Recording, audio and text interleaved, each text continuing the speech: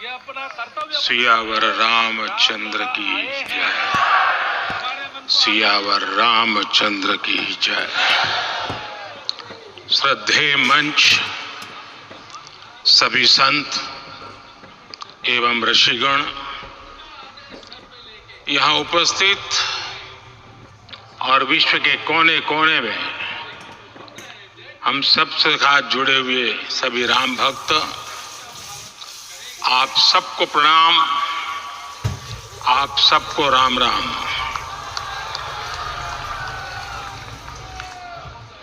आज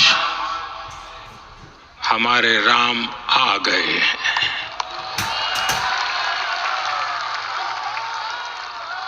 सदियों की प्रतीक्षा के बाद हमारे राम आ गए हैं।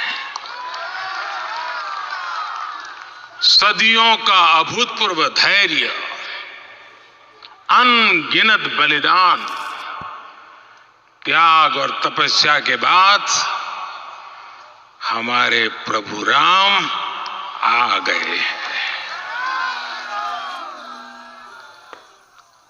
इस शुभ घड़ी की आप सभी को, समस्त देशवासियों को बहुत बहुत बधाई। मैं अभी गर्भगृह में ईश्वरीय चेतना का साक्षी बनकर आपके सामने उपस्थित हुआ हूं। कितना कुछ कहने को है, लेकिन कंठ अवरुद्ध है। मेरा शरीर अभी भी स्पंदित है, चित्त अभी भी उस पल में लीन है।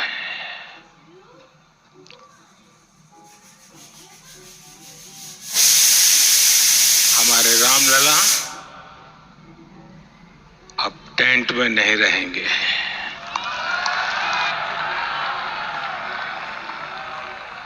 मोहन भागवत का हमारे रामलला रामलला के मंदिर अभी दिव्य मंदिर में रहेंगे। मेरा पक्का विश्वास है, अपार श्रद्धा है कि जो घटित हुआ है इसकी अनुभूति देश के, विश्व के कोने कोने में राम भक्तों को हो रही होगी।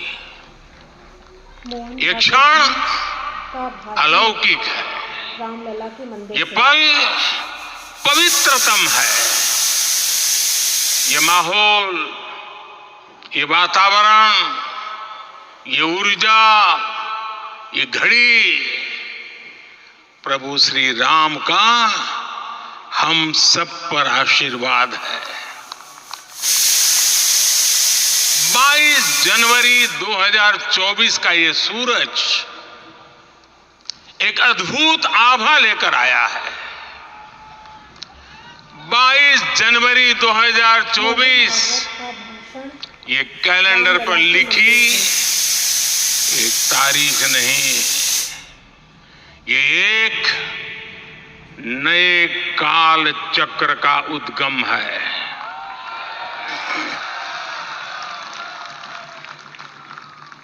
राम मंदिर के भूमि पूजन के बाद से प्रतिदिन पूरे देश में उमंग और उत्साह बढ़ता ही जा रहा था।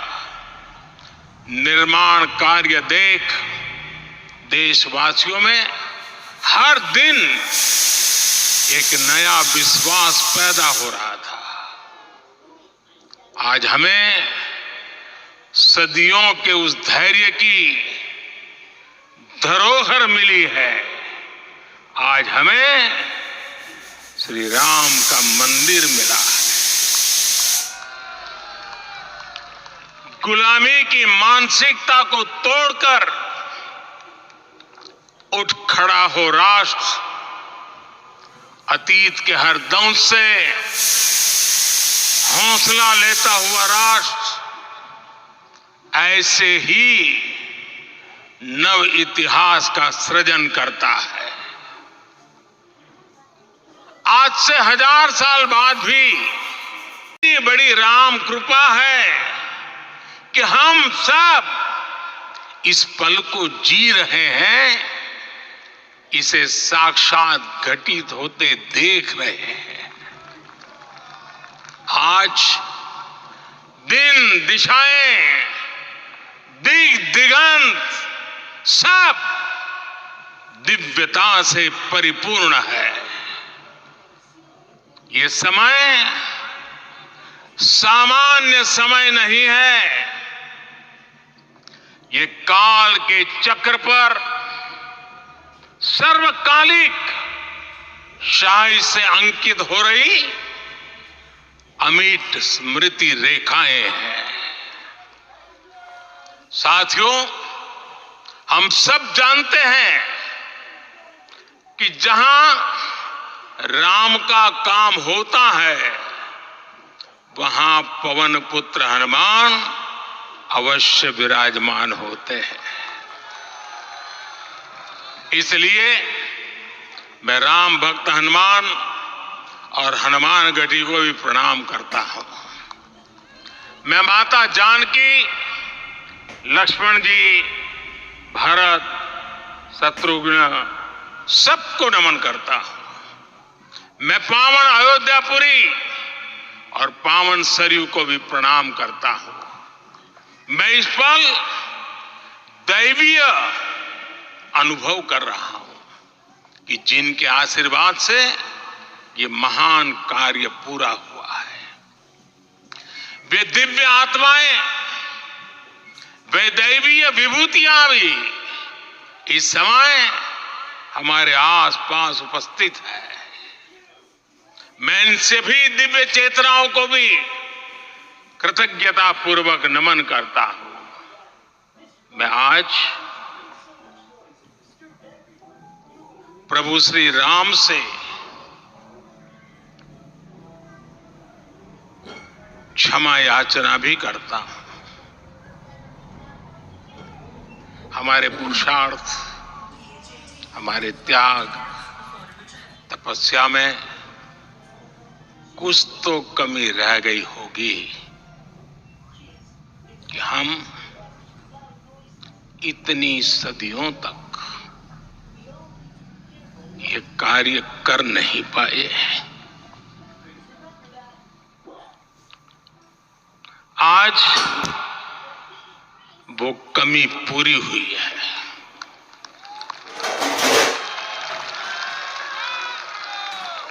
मुझे विश्वास है प्रभु राम आज हमें अवश्य क्षमा करेंगे।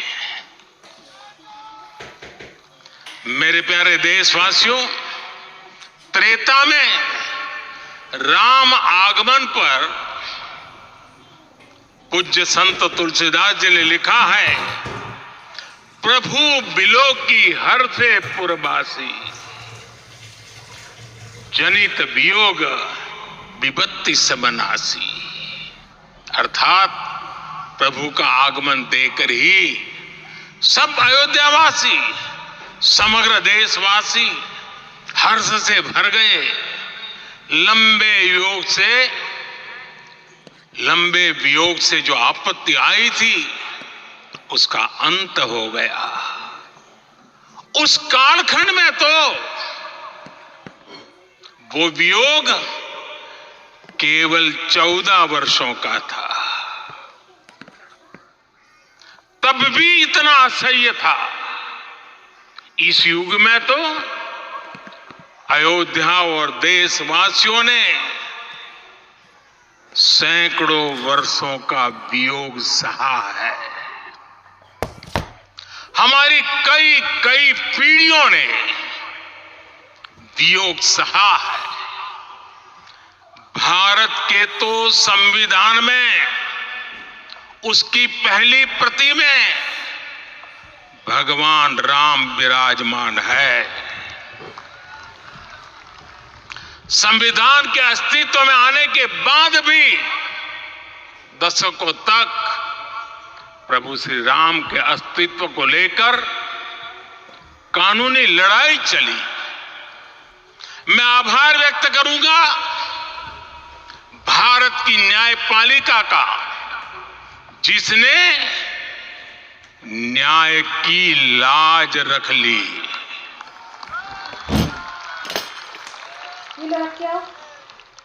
न्याय के पर्याय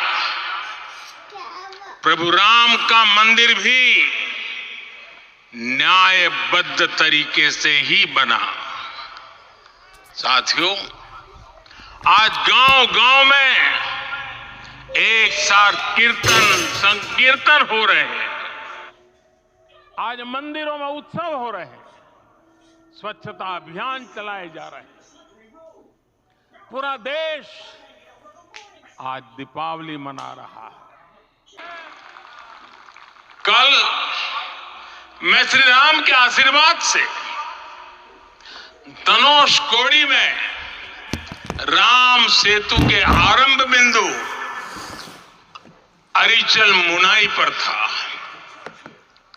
जिस घड़ी प्रभु राम समुद्र पार करने निकले थे, वो एक पल था जिसने काल चक्र को बदला था। उस भावमय पल को महसूस करने का मेरा ये विनम्र प्रयास था। वहां पर मैंने पुष्प वंदना की। वहां मेरे भीतर एक विश्वास जगा कि जैसे उस समय काल चक्र बदला था, उसी तरह अब काल चक्र फिर बदलेगा और शुभ दिशा में बढ़ेगा। अपने 11 दिन के व्रत अनुष्ठान के दौरान मैंने उन स्थानों का चरण स्पर्श करने का प्रयास किया जहां प्रभु राम के चरण पड़े थे।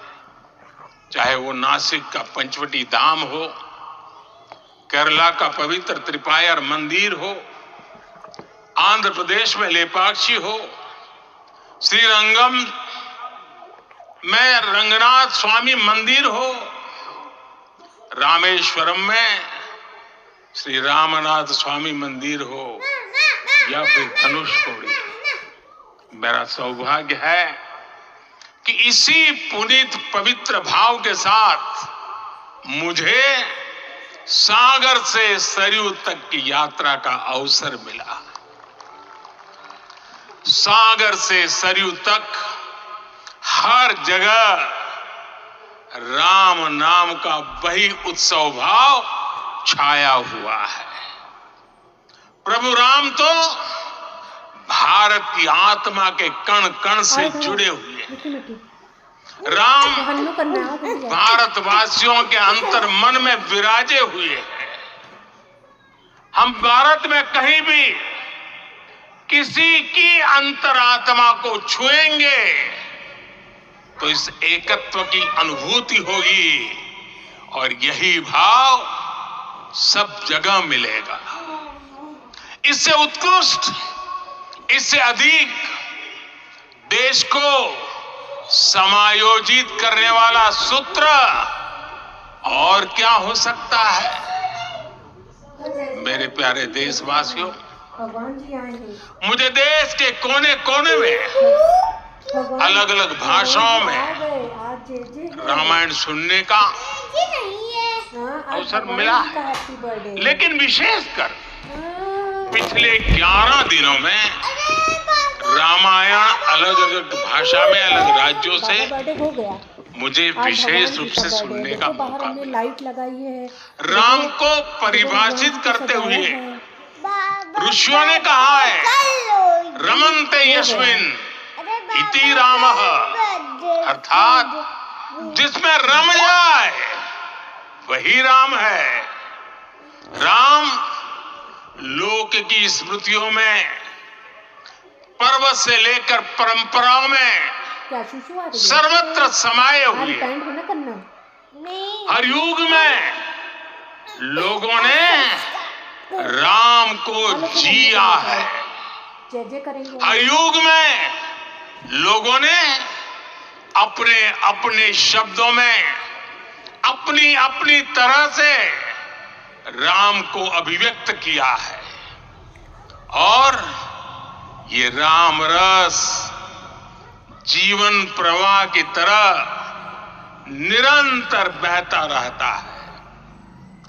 प्राचीन काल से भारत के हर कोने के लोग राम रस का आचमन करते रहे हैं। राम कथा असीम है और रामायण भी अनंत है। राम के आदर्श, राम के मूल्य, राम की शिक्षाएं सब जगह एक समान है। प्रिय देशवासियों, आज इस ऐतिहासिक समय में देश उन व्यक्तित्वों को भी याद कर रहा है जिनके कार्य और समर्पण की वजह से आज हम ये शुभ दिन देख रहे हैं। राम के इस काम में कितने ही लोगों ने त्याग और तपस्या की पराकाष्ठा करके दिखाई है। उन अनगिनत राम भक्तों के, उन अनगिनत कार सेवकों के और उन अनगिनत संत महात्माओं के हम सब ऋणी हैं। साथियों, आज का ये अवसर उत्सवता का क्षण तो है ही, लेकिन इसके साथ ही यह क्षण भारतीय समाज की परिपक्वता के बोध का भी क्षण है। हमारे लिए ये अवसर सिर्फ विजय का नहीं, विनय का भी है। दुनिया का इतिहास साक्षी है कि कई राष्ट्र अपने ही इतिहास में उलझ जाते हैं। ऐसे देशों ने जब भी अपने इतिहास की उलझी हुई गांठों को खोलने का प्रयास किया, उन्हें सफलता पाने में बहुत कठिनाई आई, बल्कि कई बार तो पहले से ज्यादा मुश्किल परिस्थितियां बन गई। लेकिन हमारे देश ने इतिहास की इस गांठ को जिस गंभीरता और भावुकता के साथ खोला है, वो ये बताती है कि हमारा भविष्य हमारे अतीत से बहुत सुंदर होने जा रहा है। वो भी एक समय था जब कुछ लोग कहते थे कि राम मंदिर बना तो आग लग जाएगी। ऐसे लोग भारत के सामाजिक भाव की पवित्रता को नहीं जान पाए। रामलला के इस मंदिर का निर्माण भारतीय समाज के शांति, धैर्य, आपसी सद्भाव और समन्वय का भी प्रतीक है। हम देख रहे हैं ये निर्माण किसी आग को नहीं, बल्कि ऊर्जा को जन्म दे रहा है। राम मंदिर समाज के हर वर्ग को एक उज्जवल भविष्य के पथ पर बढ़ने की प्रेरणा लेकर आया है। मैं आज उन लोगों से आह्वान करूंगा, आइए आप महसूस कीजिए, अपनी सोच पर पुनर्विचार कीजिए। राम आग नहीं है, राम ऊर्जा है। राम विवाद नहीं, राम समाधान है। राम सिर्फ हमारे नहीं है, राम तो सबके हैं। राम वर्तमान नहीं, सिर्फ वर्तमान ही नहीं, राम अनंत काल है। साथियों, आज जिस तरह राम मंदिर प्राण प्रतिष्ठा के इस आयोजन से पूरा विश्व जुड़ा हुआ है। उसमें राम की सर्वव्यापकता के दर्शन हो रहे हैं। जैसा उत्सव भारत में है, वैसा ही अनेक देशों में है। आज अयोध्या का यह उत्सव रामायण की उन वैश्विक परंपराओं का भी उत्सव बना है। रामलला की प्रतिष्ठा वसुधैव कुटुंबकम के विचार की भी प्रतिष्ठा है।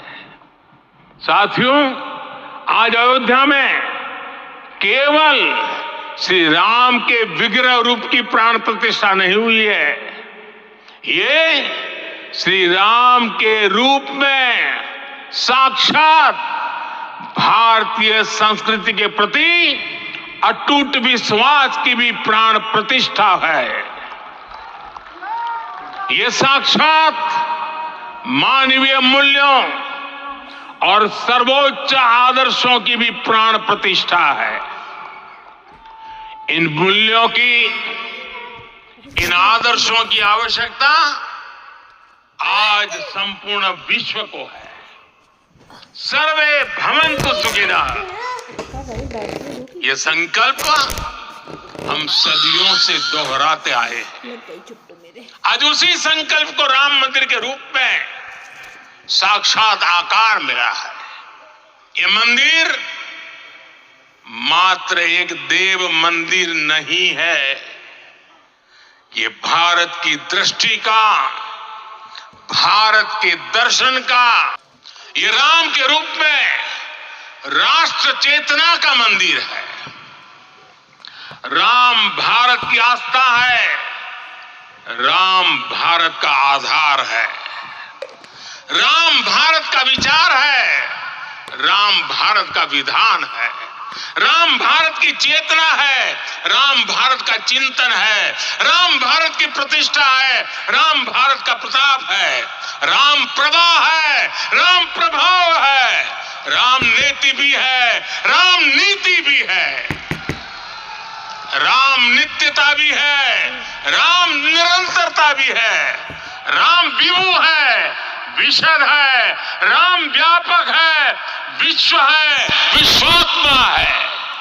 और इसलिए जब राम की प्रतिष्ठा होती है तो उसका प्रभाव वर्षों या शताब्दियों तक ही नहीं होता, उसका प्रभाव हजारों वर्षों के लिए होता है। महर्षि वाल्मीकि ने कहा है, राज्यम 10 सहस्त्राणि प्राप्य वर्षाणि राघव, अर्थात राम 10,000 वर्षों के लिए राज्य पर प्रतिष्ठित हुए, यानी हजारों वर्षों के लिए राम राज्य स्थापित हुआ। जब त्रेता में राम आए थे तब हजारों वर्षों के लिए राम राज्य की स्थापना हुई थी। हजारों वर्षों तक राम विश्व पथ प्रदर्शन करते रहे थे। और इसलिए मेरे प्यारे देशवासियों, आज अयोध्या भूमि हम सभी से, प्रत्येक राम भक्त से, प्रत्येक भारतीय से कुछ सवाल कर रही है। श्री राम का भव्य मंदिर तो बन गया, अब आगे क्या? सदियों का इंतजार तो खत्म हो गया, अब आगे क्या? आज के इस अवसर पर जो दैवीय आत्माएं हमें आशीर्वाद देने के लिए उपस्थित हुई हैं, हमें देख रही हैं, उन्हें क्या हम ऐसे ही विदा करेंगे? नहीं, कदापि नहीं। आज मैं पूरे पवित्र मन से महसूस कर रहा हूं कि काल चक्र बदल रहा है। ये सुखद संयोग है कि हमारी पीढ़ी को एक काल जयी पथ के शिल्पकार के रूप में चुना गया है। 1000 वर्ष बाद की पीढ़ी राष्ट्र निर्माण के हमारे आज के कार्यों को याद करेगी। इसलिए मैं कहता हूं, यही समय है, सही समय है। हमें आज से, इस पवित्र समय से अगले 1000 साल के भारत की नींव रखनी है। मंदिर निर्माण से आगे बढ़कर अब हमें सभी देशवासी यही इस पल से समर्थ, सक्षम, भव्य, दिव्य भारत के निर्माण की सौगंध लेते हैं।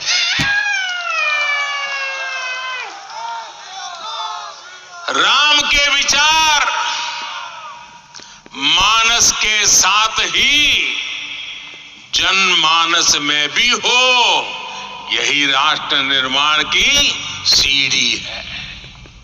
साथियों, आज के युग की मांग है कि हमें अपने अंतःकरण को विस्तार देना होगा। हमारी चेतना का विस्तार देव से देश तक, राम से राष्ट्र तक होना चाहिए। हनुमान जी की भक्ति, हनुमान जी की सेवा, हनुमान जी का समर्पण, ये ऐसे गुण हैं जिन्हें हमें बाहर नहीं खोजना पड़ता। प्रत्येक भारतीय में भक्ति, सेवा और समर्पण के भाव समर्थ, सक्षम, भव्य, दिव्य भारत का आधार बनेंगे। इतना का विस्तार दूर सुदूर जंगल में, कुटिया में जीवन गुजारने वाली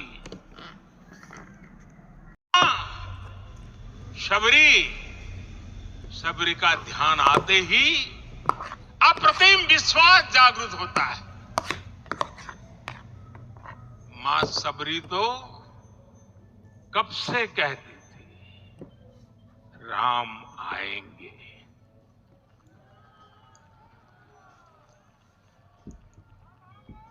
प्रत्येक भारतीय में जन्मा यही विश्वास समर्थ, सक्षम, भव्य भारत का आधार बनेगा।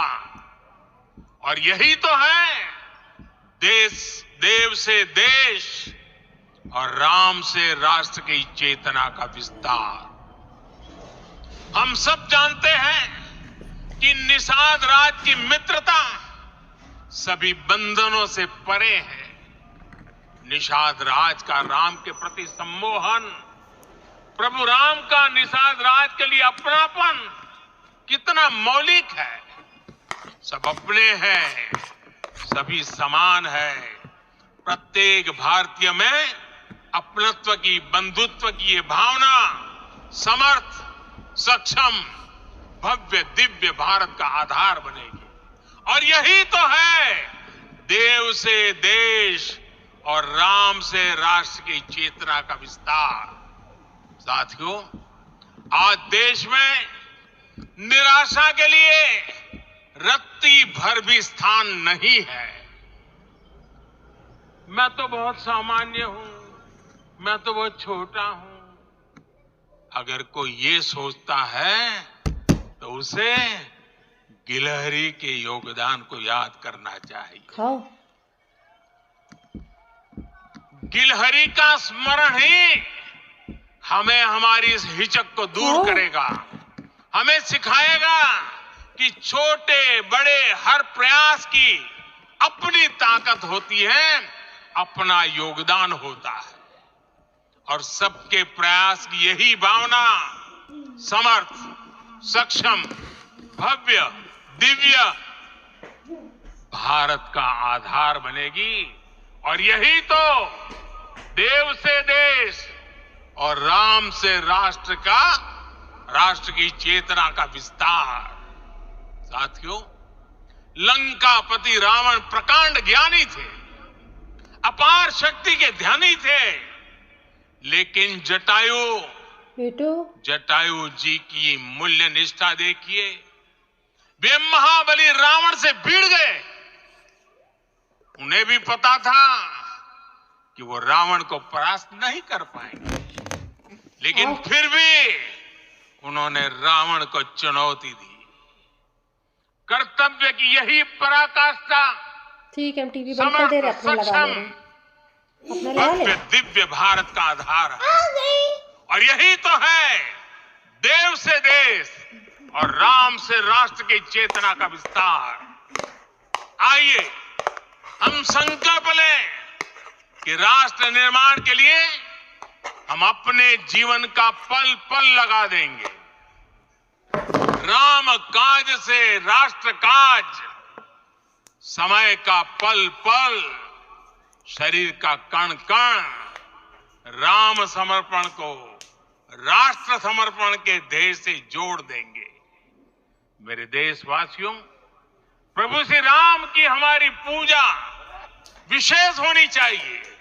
ये पूजा स्व से ऊपर उठ करके समष्टि के लिए होनी चाहिए। ये पूजा अहम से उठकर वयम के लिए होनी चाहिए।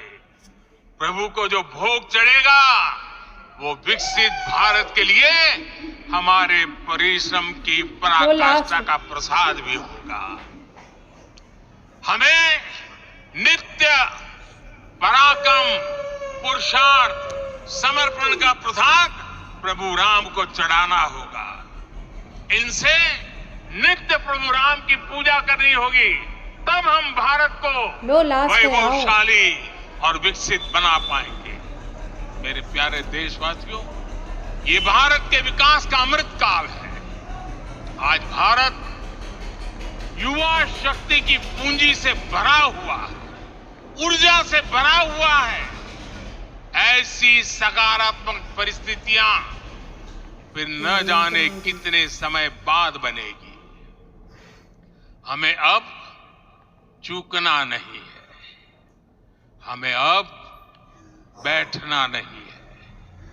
मैं अपने देश के युवाओं से कहूंगा, आपके सामने हजारों वर्ष की परंपरा की प्रेरणा है। आप भारत की उस पीढ़ी का प्रतिनिधित्व करते हैं जो चांद पर तिरंगा लहरा रही है। चुप रहो। वो 15 लाख किलोमीटर की यात्रा करके सूर्य के पास जाकर मिशन आदित्य को सफल बना रही है। फिर हम दे रहे हैं। जो आसमान में तेजस और सागर में विक्रांत का परचम लहरा रही है। अपनी विरासत पर गर्व करते अच्छा लो लगा दिया। आओ। आपको भारत का नव प्रभात लिखना है। परंपरा की पवित्रता ये लो लगा दिया। आओ।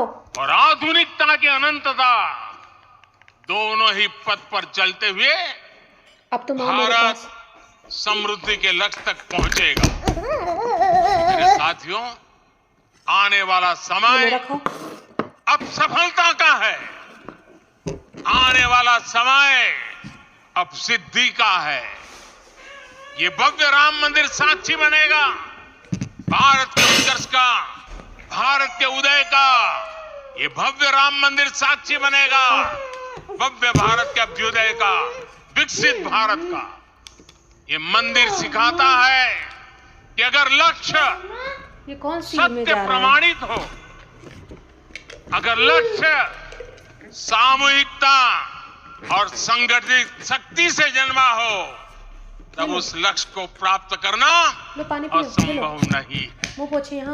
ये भारत का समय है और भारत अब आगे बढ़ने वाला है। शताब्दियों की प्रतीक्षा के बाद हम यहां पहुंचे हैं। हम सब ने इस युग का, इस कालखंड का इंतजार किया है। अब हम रुकेंगे नहीं, हम विकास की ऊंचाई पर जाकर ही रहेंगे। इसी भाव के साथ रामलला के चरणों में प्रणाम करते हुए आप सभी को बहुत बहुत शुभकामनाएं। सभी संतों के चरणों में मेरे प्रणाम। सियावर रामचंद्र की, सियावर रामचंद्र की, सियावर राम। मैं आपसे निवेदन करूंगा अभी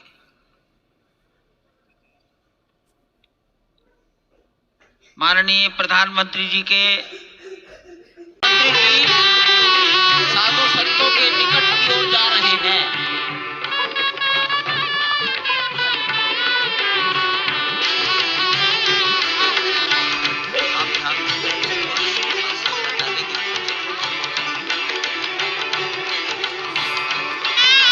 माननीय प्रधानमंत्री जी बहुत निकट पहुंच गए हैं संत महापुरुषों के।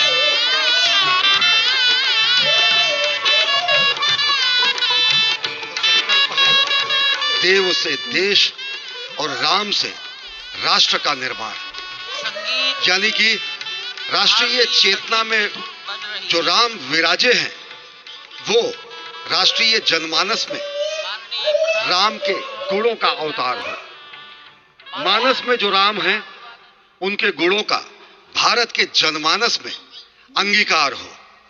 निश्चित तौर से राष्ट्र निर्माण के 1000 वर्षों का जो स्वप्न प्रधानमंत्री नरेंद्र मोदी ने दिखाया है वह निश्चित तौर से पूरी दुनिया के सामने भारत भारतीयता को नए रूप में व्याख्यायित करता है, सनातन संस्कृति को नए स्वरूप में व्याख्यायित करता है।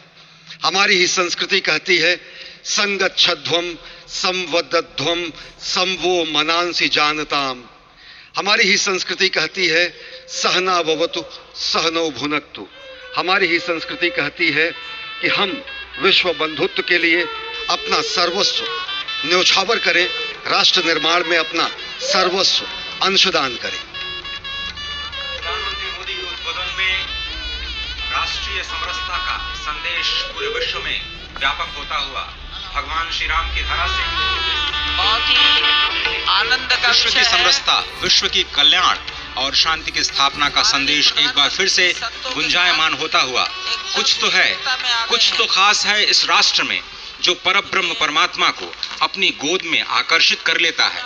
कुछ तो खास है इस अयोध्या धाम में जो निर्गुण निराकार परब्रह्म को सगुण साकार बना देता है। कुछ तो खास है इस राष्ट्र की धूल में, इस राष्ट्र के अन्न में जो माँ कौशल्या के गर्भ में उस राम को उत्पन्न कर देता है पुत्र के रूप में, और उनकी गोद में पुत्र के रूप में परब्रह्म को खिलने पर विवश कर देता है। कुछ तो खास है इस राष्ट्र में जो भक्तों की भावना के अनुरूप अनंत अनंत रूप में भगवान अपने भक्तों को दर्शन देते हैं।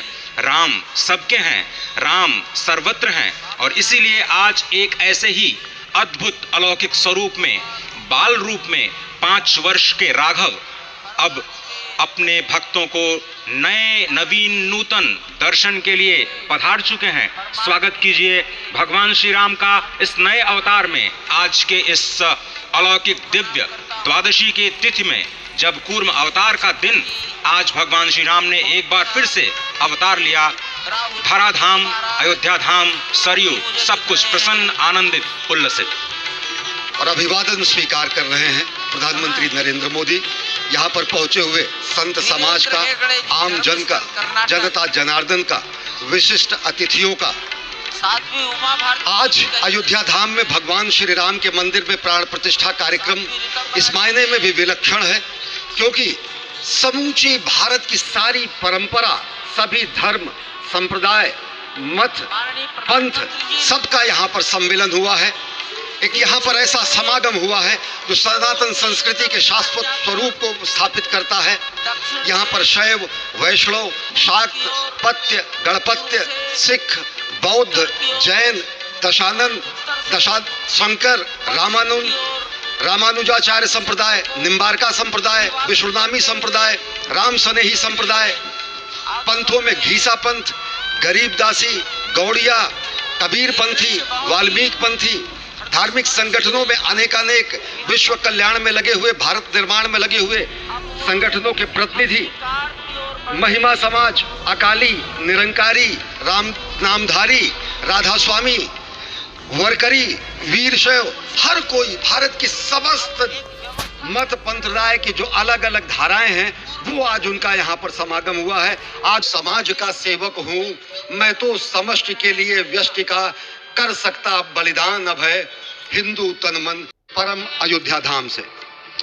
आवश्यकता पड़ेगी। वर्षों की तपस्या पूर्ण हुई इस राष्ट्र की, कई वर्षों की तपस्या पूर्ण हुई है उन संतों की जो लगातार भगवान श्री राम के लिए अपना सर्वस्व बलिदान करते रहे। तपस्या पूर्ण हुई है स्वयं प्रधानमंत्री की, जो लगातार पिछले 11 दिनों से विशेष उपवास अनुष्ठान में हैं। उनकी प्रतिज्ञा पूर्ण हुई क्योंकि वो विशेष तौर पर श्रीरंगम और श्री रामेश्वरम से खुद भगवान श्री राम के लिए उपहार लेकर के आए। और उपहार तो स्वर कर रहा है, तो कोई उनके पोशाक तैयार कर रहा है, कोई उनके लिए हीरे जवाहरात भेज रहा है, तो जनकपुर और मिथिला वाले भार भेज रहे हैं। उस भार में सोना